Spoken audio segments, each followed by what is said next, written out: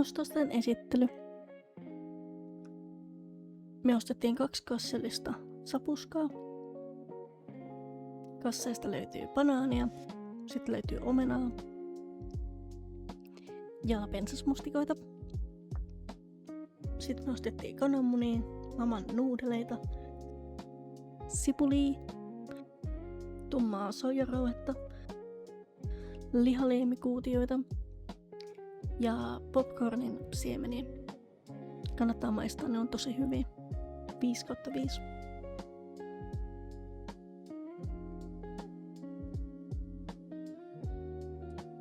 Sitten tossa on feikkijauhelihaa, eli muun jauhismuruu ja 3 pakettia ruokakermaa, sitten 4 pakettia maitorahkaa ja 3 pakettia raajuustoa ja ketsuppia, mehukattia ja teriyakia.